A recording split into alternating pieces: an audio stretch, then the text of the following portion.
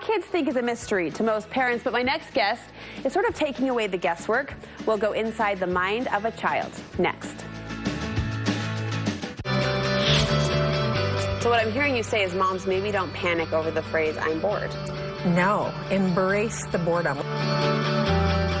Welcome back to Studio 5. Have you ever felt overwhelmed trying to keep up with your little ones? I'm saying me, yes, me. Well, my next guest says knowing your child's thoughts will help you be a more patient and a more understanding parent.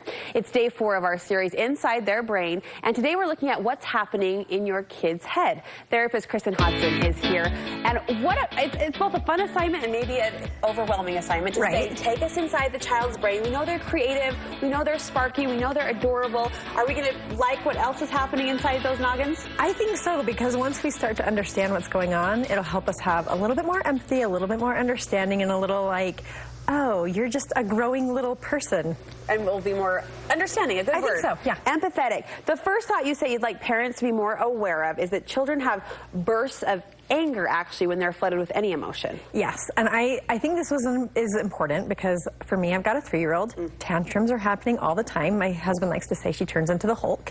And what happens is Dr. Daniel Siegel says kids are actually, in that moment, they're flipping their lid. Like the thinking part of their brain shuts off and they're not in a rational state. They get flooded, and so they can't, we need to work to calm them, and then we can start talking. So if we're like, sit down, be rational, or it's not if we're going trying to to control it and contain it. Yes, and it's really not a manipulative tactic. It's I'm just overwhelmed and I can't emotionally regulate at this stage of my development. I need your help to help me regulate. So the takeaway is don't try to control or command. Right. Just let them kind of feel it out. Sometimes also wrapping them in a hug and physically holding them to help them calm down can be, I know for my daughter, I need to just let her be for a minute and unwind and then check back in. I think just the visual of the lid flipping, I know, it's so good. You just painted an empathetic stroke for us right there as parents, right? Yeah. Knowing that they can't regulate that themselves. Yes. Thought number 2, children don't respond to multiple commands because their brain can't keep up with those layered details. So the brain is actually being built from the bottom up.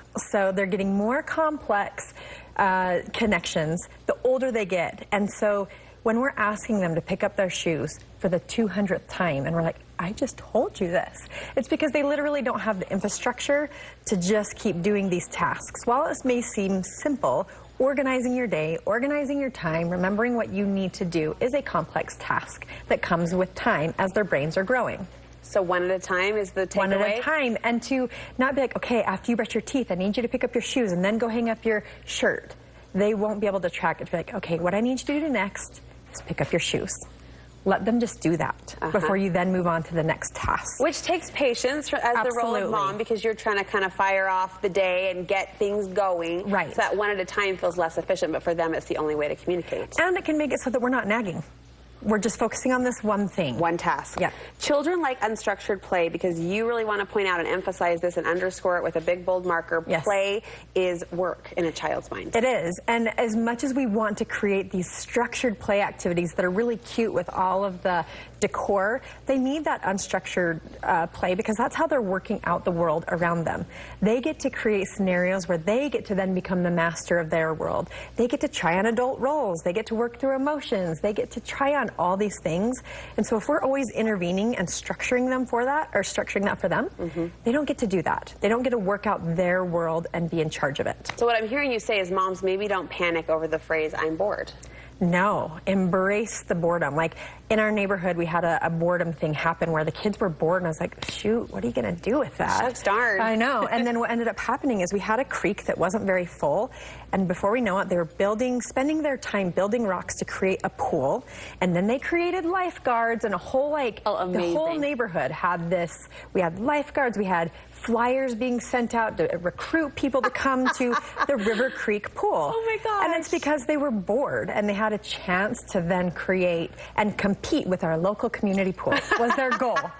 They're giving you a run for their business dollars. Right. And I think it was 25 cents admission. 25 cents admission, like that. Yep. And what did they say? It was all natural. The creek was all natural. And that came out of nothingness. Nothing. That wasn't created. That just was letting them be and do their thing. And to be in charge of, they had managers and my son was delegating, and it was just fascinating to watch. Awesome. Yeah. That's so cute. Finally, you say when children daydream, you want parents to recognize this as important, even positive. It is. It's a reset for the brain. If we think about all the things they're doing in a day, sometimes it's like an awake nap.